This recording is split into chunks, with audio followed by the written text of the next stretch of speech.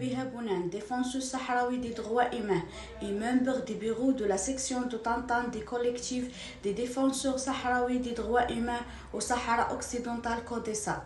Je présente ces témoignages afin d'informer l'Organisation internationale des défenses des droits humains que j'étais victime le 7 mai 2026 à Laayoune au Sahara occidental d'une menace directe de voile proférée par un membre de la police marocaine alors qu'il participait à la surveillance au siège du domicile de Khadija Toudoué, vice-président de CODESA, situé dans le quartier rue 50. Au cours de cette indiqué qu'elle m'a adressé une menace expliquée d'agression sexuelle dans un contexte de harcèlement,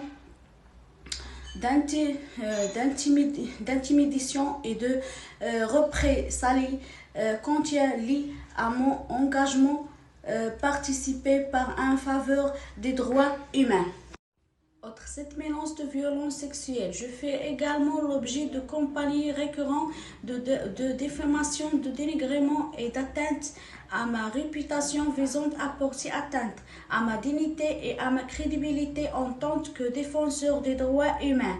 Se pratiquer s'inscrivant dans un schéma plus large d'intimidation et de représailles dirigées contre le défenseur sahraoui des droits humains. La menace de violence sexuelle constitue une grave atteinte à ma dignité ainsi qu'à mon intégrité physique et psychologique. Elle représente également des formes de violence fondées sur le genre visant à semer la peur, à exercer de représailles contre les défenseuses et défenseurs sahraouis des droits humains. Elle a décidé de poursuivre leur action légitime en faveur de droits et libertés fondamentaux.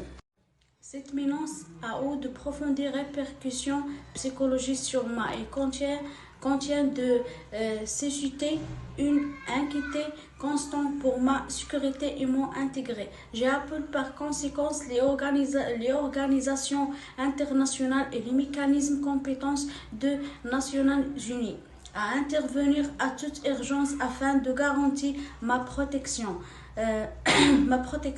D'enquêter sur ces faits, d'établir les responsabilités et de mettre à fin l'impunité